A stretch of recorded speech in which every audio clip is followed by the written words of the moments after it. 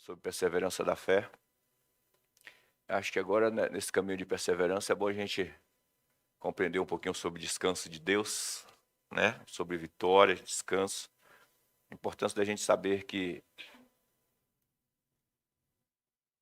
independente do que está acontecendo aí fora, independente do que o inferno está planejando ou ele já realizou, a gente precisa acreditar, depositar essa confiança total na ação de Deus, não é? Quando ele provisionou, quando ele proveu para mim, para você, para a igreja, para a humanidade, na verdade, porque a Bíblia diz que ele amou o mundo, que deu o seu filho para que todo aquele que nele crê. A grande questão não é apenas o que Deus fez, mas o posicionamento que nós tomamos dentro disso, porque a Bíblia diz que é preciso crer. É por meio da fé que nós somos envolvidos por Ele, protegidos por Ele. Então, eu quero falar um pouquinho sobre essa questão do descanso, que é um posicionamento que eu tomo, não é uma ação passiva, podemos dizer assim, da crença, é uma ação passiva, pastor. Eu acho que Deus vai resolver as coisas por mim. Não. Quando nós oramos por alguém, quando nós nos opomos a alguma situação, quando você põe a mão no peito de uma situação, você está agindo, você está se movendo contra ela, não é? A Bíblia diz que a amizade do mundo, estávamos comentando essa semana que a amizade do mundo é inimizade com Deus. Aquele que ama o mundo tornou-se inimigo de Deus. Então, entenda que é um posicionamento que eu tomo a respeito de tudo. É um posicionamento que eu tomo a respeito de tudo. Todas as vezes que eu permito, que eu deixo, que eu dou vazão para o inferno encontrar em mim um apoio ou um silêncio, como se fosse uma aprovação, eu estou admitindo um fracasso ou admitindo a força do adversário, ou o meu fracasso, ou a força do adversário.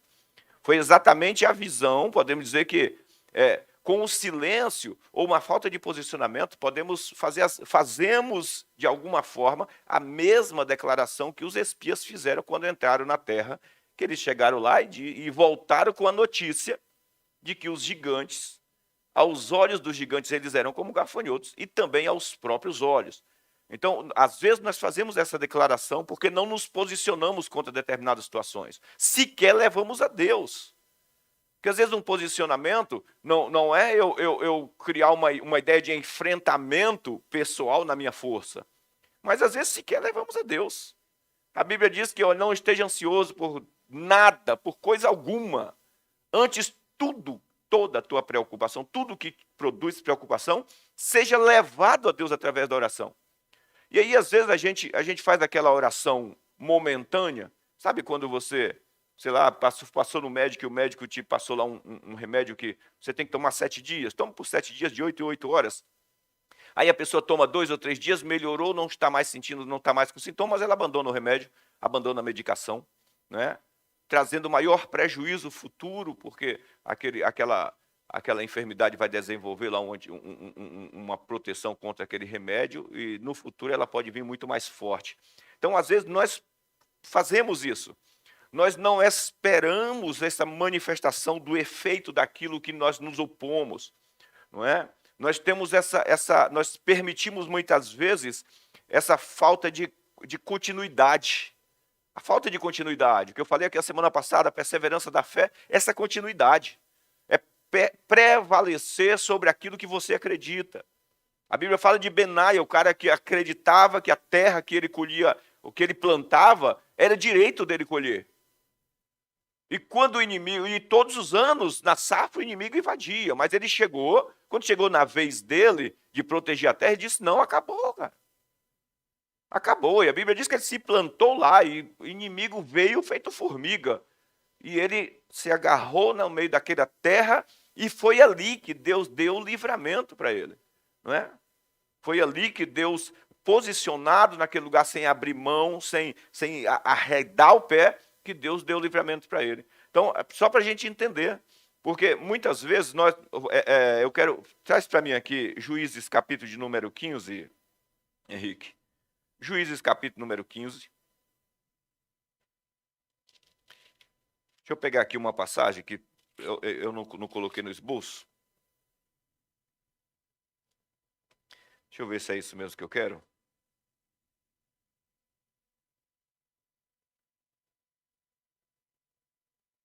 Isso, capítulo 15, a partir do verso 14. Põe o verso 14 para mim.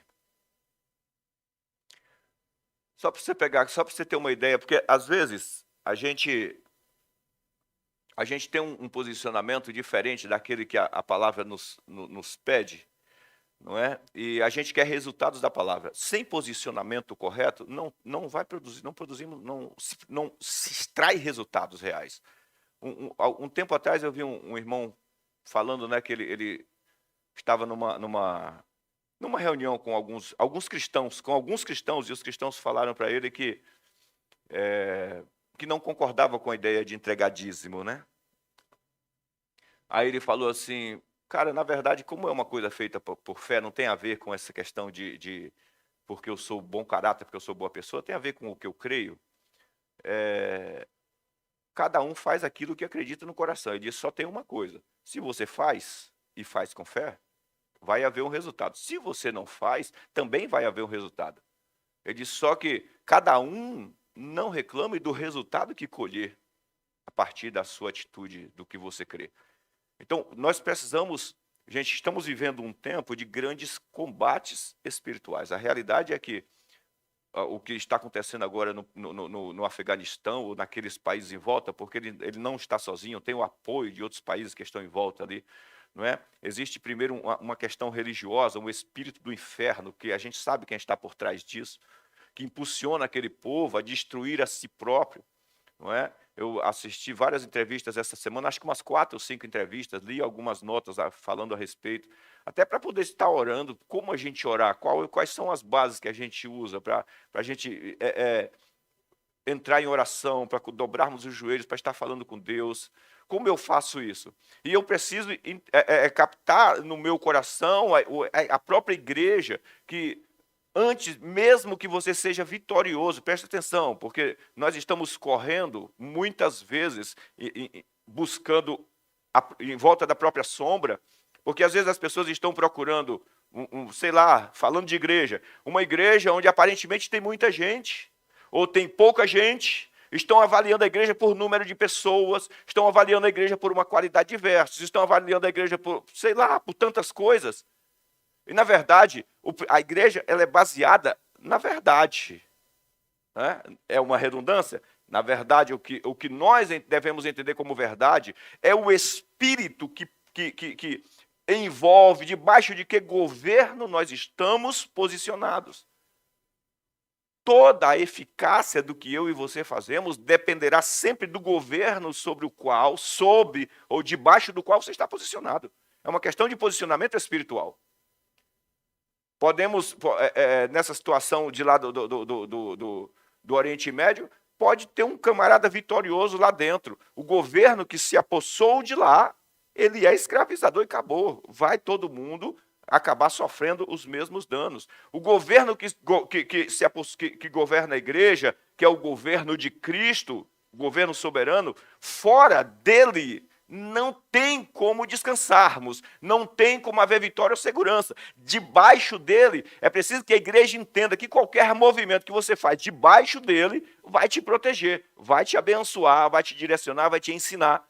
Não é? Eu quero pegar aqui só esse ponto de Juízo, que fala sobre Sansão. Não é?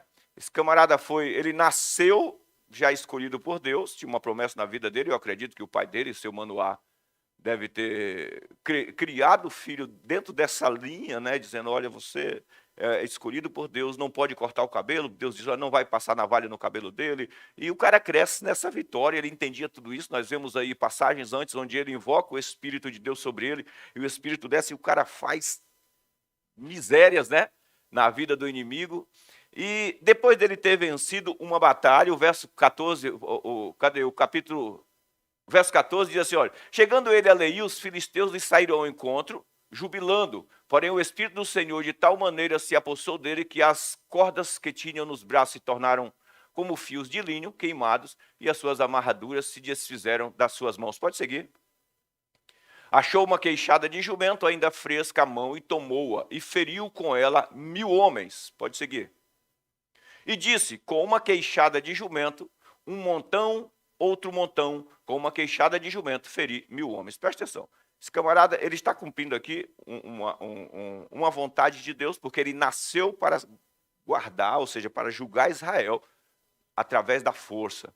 Né? Sansão foi um cara escolhido por Deus para mostrar a glória de Deus através de como ele se moveu. Em nenhum momento diz que Sansão pecou por ter cortado 1000 prepúcios.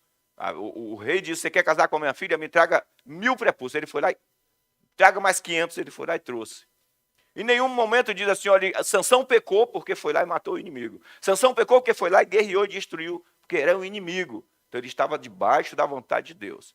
Mas a grande questão, a grande pergunta para a gente, ou uma questão que eu quero colocar aqui, é quando no meio daquilo que a gente naturalmente sabe que já faz parte, os desafios, os problemas que faz parte da sua vida, talvez trabalhar, sustentar a família, responsabilidade de casa, responsabilidade do dia a dia, aquelas coisas corriqueiras, quando surge algo novo, quando uma novidade aparece, quando algo que você não esperava. A grande preparação digamos assim, do Espírito através do ensino constante e todos os dias, onde eu preciso ouvir e ouvir, é exatamente para isso. Como eu me posiciono diante das estratégias de Satanás, não é? Aquelas que eu pensava que estava preparado para ela, no sentido de sabedoria, de conhecimento, de prática, não é? Como eu me posiciono? Vamos seguir mais adiante aí, Henrique? Deixa eu pegar aqui o verso, para a gente não ficar aí no meio do caminho. O verso número 17, vai para o 17. Eita, travou aí. Verso 17. Tendo ele acabado de falar, lançou da sua mão a queixada, não é? Chamou-se aquele lugar Ramat-Leí. Vai, pode seguir. Verso 18. Sentindo grande sede, clamou ao Senhor e disse, por intermédio do teu servo, deste. Dá uma olhada. Ele reconheceu que era a vontade de Deus, que Deus agiu através dele e venceu aqueles inimigos. Deste essa grande salvação. Morrerei eu agora de sede e cairei nas mãos destes incircuncisos? O que eu quero chamar a atenção aqui é sobre esta nova situação na vida de Sansão, esse novo momento que ele não esperava. Aparentemente, o cara acabou de vencer 1000 homens com uma queixada de jumento na mão. Mas agora ele está com sede e ele diz, o Senhor vai me abandonar no meio dessa situação? Quando a gente fala em descanso, a gente fala de uma realidade de Deus manifestada para a igreja que de forma tão real, tão verdadeira, tão real, que mesmo para o cristianismo hoje, isso não tem sido isso não tem alcançado essa força de ação, porque a igreja tem vivido descansos momentâneos. Tipo assim, acabou um momento de Deus me deu a vitória, sei lá, num trabalho, Deus me deu a vitória nessa doença, mas foi mais, digamos, uma manifestação de milagre esporádico, como Jesus de vez em quando, sei lá, curou lá, ressuscitou 3 pessoas, do que, na verdade, um estilo de vida. O desenvolvimento do cristianismo, o amadurecimento do cristianismo na consciência da igreja, é para que nós vivamos isso como uma realidade. Só haverá, de fato, uma diferença no coração da igreja quando a presença, o cuidado de Deus com a igreja for uma realidade, algo palpável, algo visível, algo onde, quer seja uma novidade, como Sansão, ele sabia que era de Deus, ele sabia que foi cuidado por Deus, nascido de Deus, no sentido de preparado para isso, ele sabia que ele poderia usufruir da força de Deus, mas quando veio uma coisa que aparentemente é pequena, ele disse, o Senhor vai me deixar morrer nessa aqui? Então, onde é que nós somos pegos? É nas coisas corriqueiras? Claro que não. Estamos treinados nos problemas da vida, estamos treinados em família, a gente já sabe, nas questões conjugais, nas questões de pais e filhos, de criação de filhos. Estamos treinados, são desafios que enfrentamos, às vezes, até de olhos fechados. Por quê? É uma coisa que você vem sendo exercitado pelos teus pais, pelos seus avós, pela sociedade em volta, mas essas pequenas coisas que surgem no meio é onde o inferno alcança êxito e, é claro, graças a Deus, é onde também somos experimentados para saber onde é que está, como está o nosso coração. Como está o nosso coração? Quando eu saberei que amanhã a minha, digamos assim, o meu diário, aquela regra de pensamento de que amanhã eu levanto de manhã, vou trabalhar, vou fazer isso, vou fazer aquilo, tem que resolver isso, tem que resolver aquilo. Como eu saberei que no meio dessa trajetória eu posso ter uma novidade, algo que eu não esperava? Como nós saberemos disso? Não saberemos, né? Você não vai saber disso. Eu não saberei disso. Põe para mim aqui Efésios 6:13. 6:13. Olha o que Paulo diz para a igreja de Efésios. Ele diz, portanto, tomai toda a armadura de Deus para que possais resistir no dia mau e depois de terdes vencido tudo, permanecer inabaláveis. O Henrique trouxe uma mensagem a semana passada lá nos meninos lá sobre isso, não é? Que a possibilidade das pessoas estarem fazendo a vontade de Deus, estarem caminhando dentro da vontade de Deus, mas eu estava me refletindo sobre isso, porque nós acostumamos, aprendemos o caminho das pedras, né? Aquelas vitórias que você alcança através da sabedoria que você adquiriu com outras coisas. E isso pode nos tornar autossuficientes. Pode te tornar autossuficiente, tornar o crente autossuficiente. Uma pessoa que já tem uma experiência com determinadas coisas, que é válido, é importante, mas ela se afasta de Deus. Porque ela para de buscar em Deus esse suprimento diário para aquilo que ela não esperava. E quando Paulo diz, olha, revistam-se de toda a armadura de Deus para que você possa resistir no dia mau, essa palavra mau, que é o dia difícil, o dia de que problemas virão, mas esse dia mau são, digamos, dias esperados. Alguém anunciou um pacote, olha, vai aumentar a gasolina de novo, vai aumentar a gasolina de novo, vai aumentar a gasolina de novo. Estou falando nos últimos 30 dias, né? Então você já se precaver. É um dia mau? É, porque você encheu o tanque com 200, agora para encher o tanque tem que ser 300, mas você se precaver, você se organiza, você economiza daqui. Cara, eu preciso administrar melhor. Embora é difícil, né? São situações difíceis, mas você já está mais ou menos preparado. Mas a grande questão é como eu usufruí do descanso daquele momento em que eu não estava esperando, aquilo que é novo dentro do meu ciclo de existência, não é? Como eu vou me mover dentro desse contexto? Pode tirar, Henrique, deixa eu entrar aqui no esboço. Eclesiastes 8:5 diz assim, assim, quem sabe obedecer suas ordens não sofrerá punição alguma. Porquanto o coração sábio compreenderá a melhor hora e a maneira certa de agir. Presta atenção. Vou pegar aqui com relação à palavra, porque essa palavra punição é não sofrerá o dano da falta de entendimento. Não sofrerá o dano que os ignorantes sofrem. Ele diz assim, quem sabe obedecer às suas ordens, ou seja, quem capta, quem recebe a orientação da palavra e se alimenta dela, não sofrerá nenhum tipo de punição. O dano não vai te pegar de surpresa. O inferno não vai te pegar de surpresa. Você estará preparado. Não vai chegar à espreita. Ele diz, porquanto o coração sábio compreenderá a melhor hora e a maneira certa de agir. O verso 6 diz, pois há uma hora certa e também uma atitude adequada para responder a cada situação. Entretanto, o sofrimento sobre o ser humano o faz precipitar. Outra palavra, essa palavra sofrimento aqui, que é castigo imposto por alguém. Olha lá, ó. Há uma hora certa e também uma atitude adequada. O verso anterior, ele fala, né? O coração sábio compreenderá a melhor hora e a maneira certa. O coração sábio.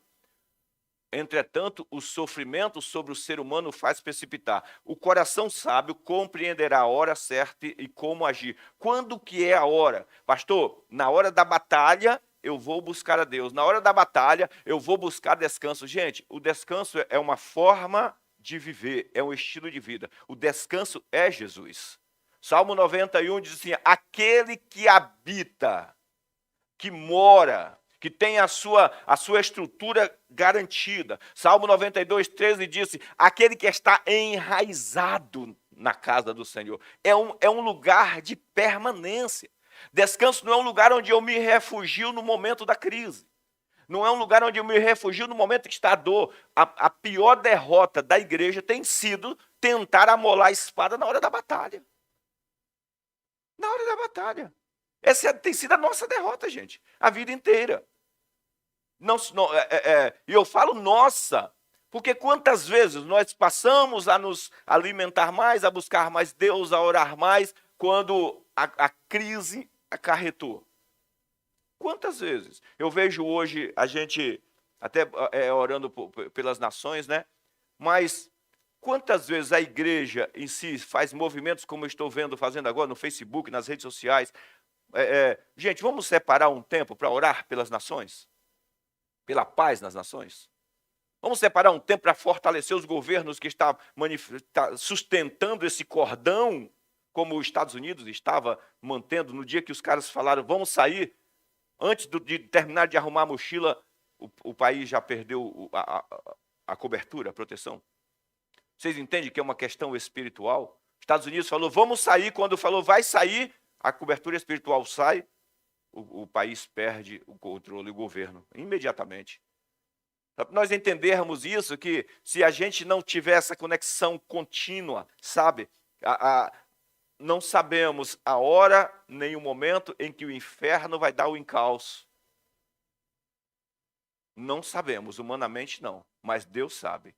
Ele diz assim, aquele que ouve a palavra, aquele que entende e coloca ela em prática, ele diz, ele vai saber o momento certo. Isso é maravilhoso, porque Jesus disse, fica tranquilo, porque o momento vocês vão saber. Isso é uma garantia de Jesus. Qual tem sido a sua medida de descanso em Deus?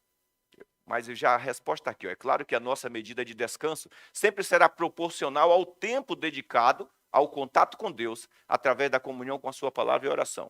Sempre será. Não, pastor, olha, eu descanso em Deus. Eu estou descansado em Deus. É claro que tem aquele tipo de pensamento. Aliás, eu fiz uma vez uma pergunta num culto, a mais...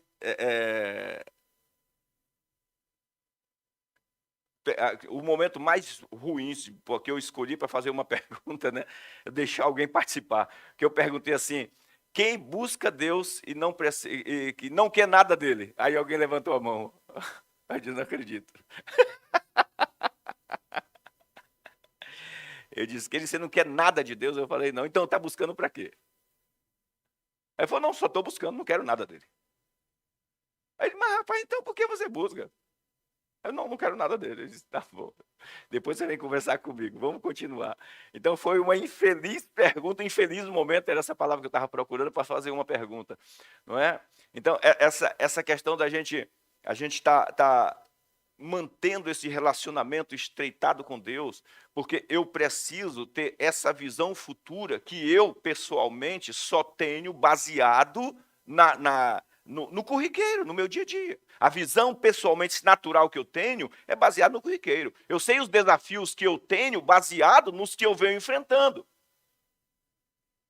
Mas quando o povo saiu de dentro do Egito, lá no capítulo acho que 16 ou 17 de Gênesis, de Êxodo, Deus disse, eu vou tirar vocês e vou colocar vocês numa terra boa, que mana leite e mel. O povo viu os milagres de Deus dentro do Egito, como Deus realizou coisas grandes. Deus abriu o mar. Alguns quilômetros depois, do outro lado do mar, se levantou um inimigo chamado Amaleque, que quase dizimou o povo. Quase dizimou o povo.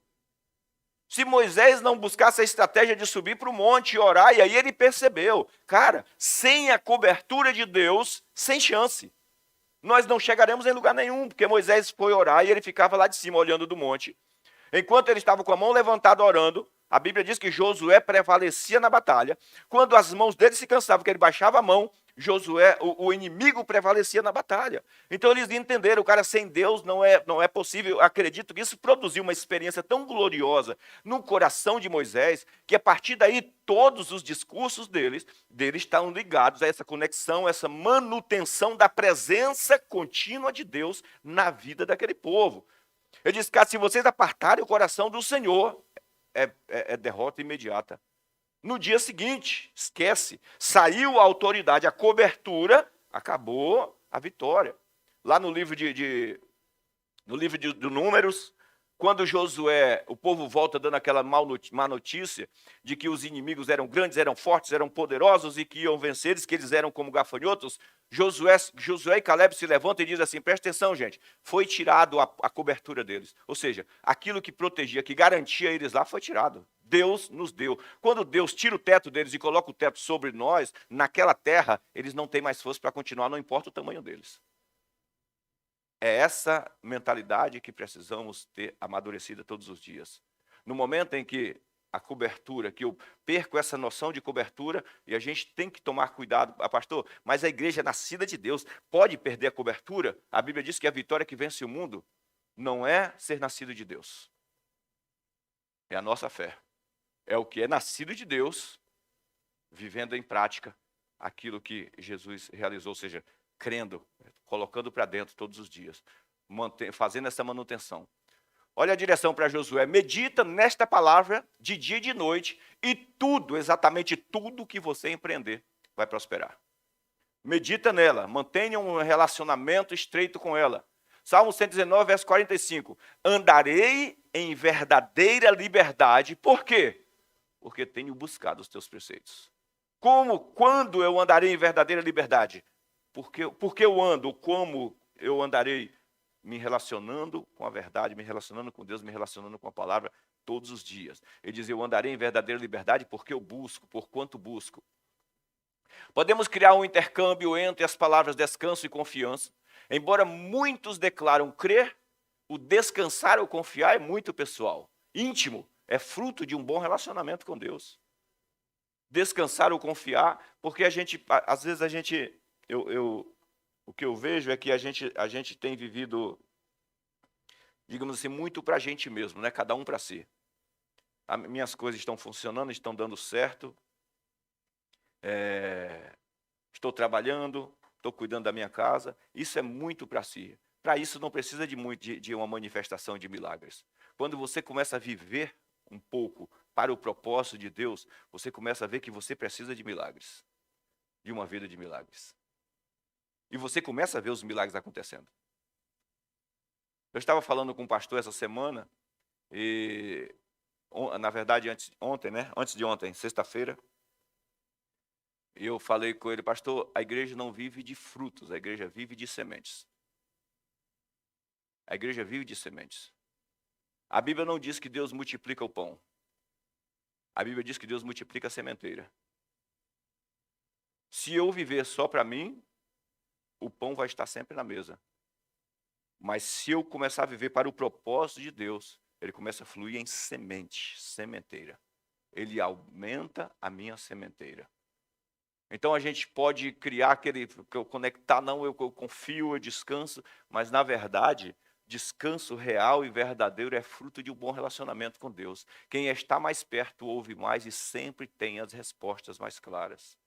Relacionamento é isso. Quem está mais perto. A diferença... Tem lá uma passagem, não me recordo onde está, mas eu sei que Davi está esperando lá uns mensageiros, e um mensageiro vem bem longe, e o cara olha... Ele não tinha na época, né, um binóculo de alcance, e o cara diz, quem é que vem? Eu acho que é fulano, é ciclano. Davi, olha direito, acho que é fulano, é ciclano. Ele diz, para, vamos ver, vamos esperar mais um pouco. Aí vem um de trás. O outro de trás, não sei se o cara era maior, tinha cabeça maior, tinha uma aparência maior, mas eu sei que ele diz, é fulano. Ele diz, agora tem resposta segura. É muito melhor, quem está mais perto sempre terá melhores respostas. João 13, 23, quando Jesus disse que alguém que estava com ele sentado à mesa iria traí-lo, dá uma olhada aí a questão, como a questão arrolou aí. Um deles, o discípulo a quem Jesus amava, estava reclinado ao lado dele. Então Simão Pedro fez sinais para esse discípulo, como a dizer: pergunta a quem ele está se referindo. E João, apenas inclinando-se para Jesus, perguntou-lhe: Senhor, quem é? Sabe o que é legal? Que quando nós estamos perto dele, não haverá perguntas sem respostas. Pastor, estou orando a Deus, estou perguntando a Deus e não tive uma direção ainda. Calma. Continue construindo um relacionamento. Porque eu estava meditando nessa passagem, eu disse: Jesus, foi muita confiança, credibilidade ele depositou em João ter contado que era Judas que iria traí-lo antes de Judas fazê-lo. Porque ele responde para João, aí, o verso de número 26, ele vai responder: aquele a quem eu dei o bocado molhado, esse é quem vai me trair. Ele falou ali no ouvido de João. Então, ele sabia que João tinha uma conexão tão legal com ele, por andar sempre colado, sempre perto, que ele poderia confiar as coisas mais, os segredos mais ocultos, mais pessoais. Ele poderia confiar coisas do próprio coração. Lá no livro de Jeremias diz que o segredo do Senhor é para aqueles que o temem. A esse ele fará conhecer, né, os seus mistérios, as coisas que, cara, as realidades do céu. Então ele vai lá e conta para João: é isso aqui, cara. Lembra disso. Quem está mais perto ouve mais e tem as respostas mais claras. Nós estamos vivendo em tempo de que, às vezes, a gente está procurando descanso físico. A gente está procurando descanso físico. E é natural a gente querer um pouco de descanso físico. Mas a Bíblia não promete descanso físico para ninguém. Um povo que entra no deserto e vai viajar não sei quantos quilômetros e passa 40 anos andando, tem um certo cansaço. O descanso é espiritual. Quando eu tenho certeza e segurança, quando eu sei para onde eu estou indo, quando eu tenho certeza que o negócio vai funcionar, que as coisas vão dar certo, cara, não importa o quanto se está trabalhando, a certeza interna produz energia e capacidade para você avançar, como se você não estivesse trabalhando. A sua caminhada será como se fosse uma temporada de férias, né? Embora o lugar de descanso não seja geográfico, também deve ser buscado e preservado. Lugar de descanso não é um lugar geográfico. Pastor, eu quero, sei lá, quero mudar para o interior que eu vou descansar mais. Eu quero mudar, vai descansar fisicamente, talvez, vai descansar um pouco sobre a questão de rumorosidade, sons, de barulhos de rua, mas espiritualmente não tem nada a ver com lugar geográfico, tem a ver com posicionamento espiritual. Mas também deve ser buscado. Ali, ó, o escritor aos Hebreus diz assim: portanto, esforcemo-nos por entrar nesse descanso, para que ninguém venha a cair seguindo aquele exemplo de desobediência. Ou seja, se eu permanecer parado, se eu permanecer deixa a vida me levar, no samba do Zeca Pagodinho, vida leva eu, o que vai acontecer é que ela realmente vai me levar. Mas daqui a pouco eu estou enroscado numa pirambeira. Daqui a pouco estou enroscado numa pirambeira. Até mesmo nas correntezas, que estão sempre em direção ao mar, quando você está, sei lá, andando lá com o caiaque, ou seja lá com o que for, você vai ter que buscar um controle na correnteza, senão você vai ser jogado contra as pedras ou contra a ribanceira e vai ficar enroscado. Até mesmo nisso você precisa ter o controle da direção, não é? Ele diz: portanto, esforcemo-nos por entrar nesse descanso, para que ninguém venha a cair segundo aquele exemplo de desobediência. Ou seja, qual foi a desobediência? Não crer. Não crer. Pastor, olha, Deus está agindo, está operando maravilhosamente, mas eu não acredito muito nisso, então eu acredito mais na minha força, na minha capacidade de realização. E quando nós não cremos, nós não materializamos a realidade do céu na terra. Né? A fé materializa a realidade do céu na terra. A fé torna Jesus presente e real. Ele disse: onde estiverem 2 ou 3 reunidos no meu nome, eu estou entre eles. Isso é legal, você entender essa questão de quando eu creio, eu manifesto o próprio Jesus através das minhas declarações, através das minhas afirmações, no meu ambiente de convivência, eu manifesto a presença viva de Jesus em glória. Gente, não é a presença viva de Jesus humano, questão humana, a presença de Jesus em glória. Entendam isso, porque é como ele está agora, sentado no trono, em glória. Quando você crê, você manifesta a presença de Jesus em glória. Aí você vai entender descanso profissional, você vai entender descanso para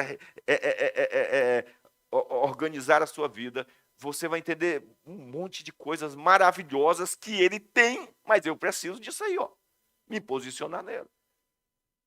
Ao invés de ficar maluco tentando conseguir outros objetivos, primeiro Jesus.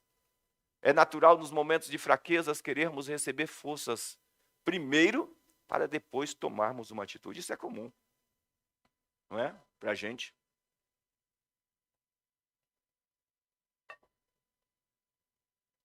A grande questão hoje que nós estamos vivendo falando bastante do Evangelho da Graça, e as pessoas pegaram a mensagem, sabe, eu acho que foi, o Jackson comentou um dia, né, de uma entrevista que ele ouviu, e as pessoas editaram a entrevista e colocaram só aquilo que interessava e mudou todo o contexto da entrevista, que é o que o Marcos falou agora também, que está acontecendo no exterior, a respeito do governo. O pessoal pega aquilo que interessa e coloca para lhes favorecer. E nós estamos vivendo esse tempo do Evangelho da graça, o favor, a manifestação. E tem pegado apenas a graça, o favor de Deus, naquele sentido de que Deus nos dá aquilo que nós não merecemos. E isso é verdade, mas é apenas meia verdade. Não é a verdade inteira. Porque a graça é também a capacidade de Deus sobre nós para fazermos aquilo que nós antes não fazíamos, não éramos capazes de fazer. A graça é também o poder de Deus sobre nós para sermos capazes de viver a santificação, o processo de santificação, ou seja, essa transformação. A graça de Deus também é o poder de Deus atuando sobre mim para transformar o meu caráter. Estão entendendo? Então nós podemos pegar a graça de Deus apenas como meia verdade, que é Deus me dando aquilo que eu não mereço. E deixar todas as outras partes da pizza, podemos dizer assim, de lado e não usufruir disso. Não ser transformado. Olha o que Paulo diz, Henrique, você pode tirar aqui e colocar aqui Romanos 12, 1 e 2? Olha o que Paulo diz ali, olha. Rogo-vos, pois, irmãos, pelas misericórdias de Deus, que apresenteis os vossos corpos como sacrifício vivo, santo e agradável a Deus, que é o vosso culto racional. Pode ir para o 2? E não tomem a forma deste mundo, não sedes conformados com este mundo, mas transformai-vos. Como seremos transformados?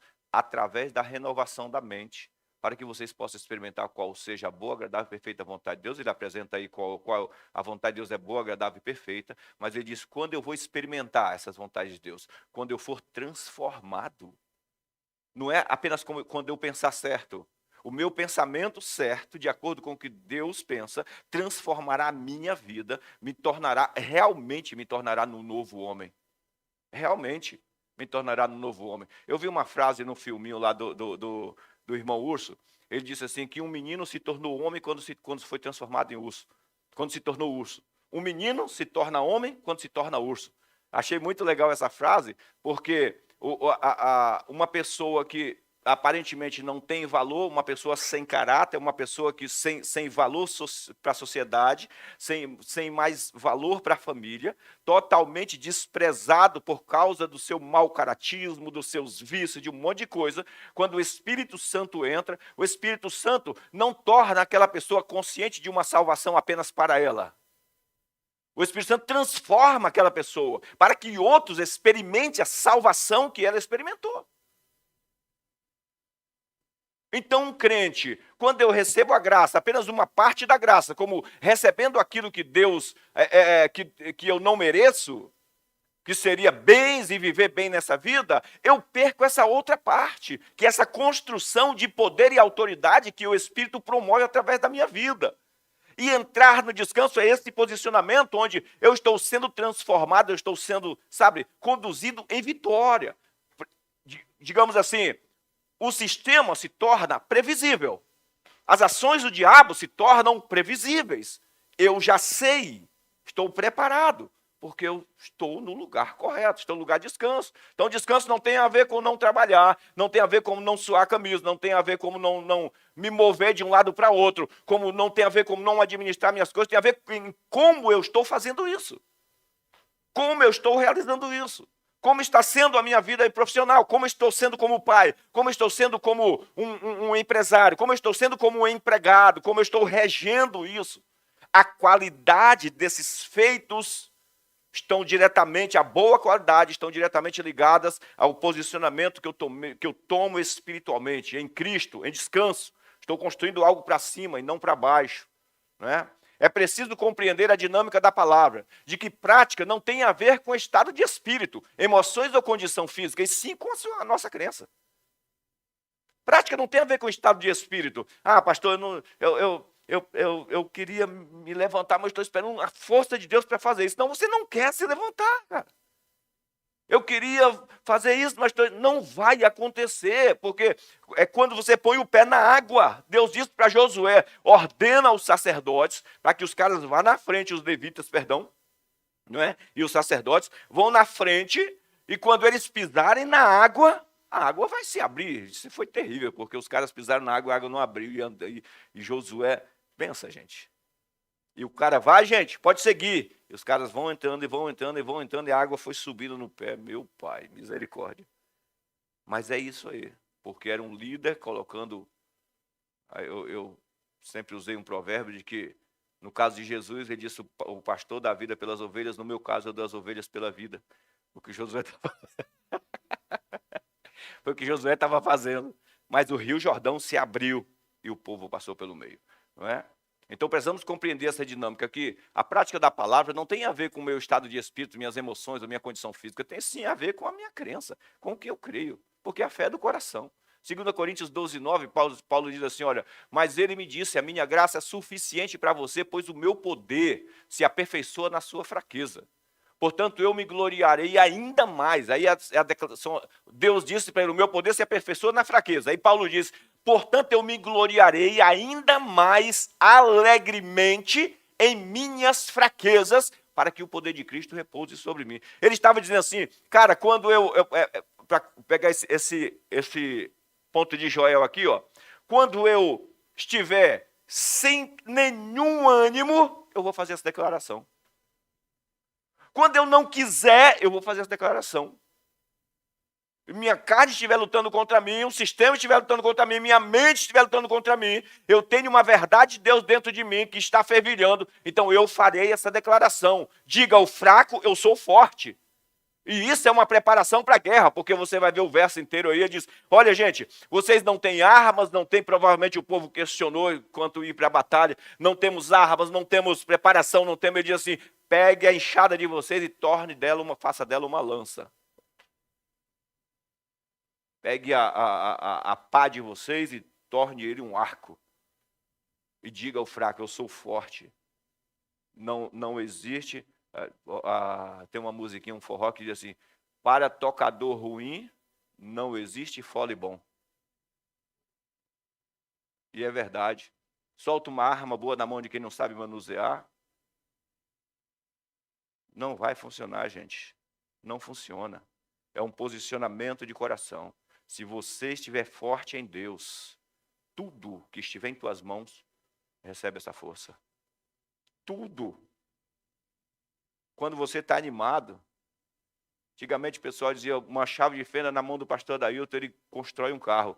Hoje um carro na minha mão, não sei o que fazer, porque eu não quero mais mexer com isso.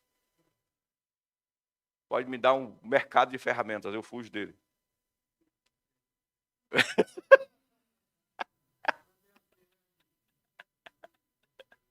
Estou querendo aqui. Estou profetizando já. Passado mal resolvido, o excesso de futuro são grandes vilões que te levará a uma vida cheia de desgastes emocional, físico e espiritual.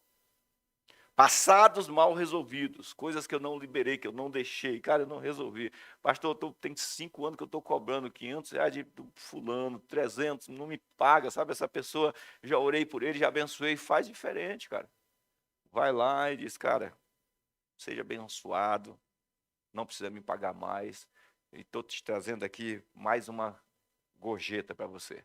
Leva uma caixa de chocolate para ele, abençoa a vida dele, ore com ele, estou semeando na tua vida, se libere, não fique preso a nada lá atrás.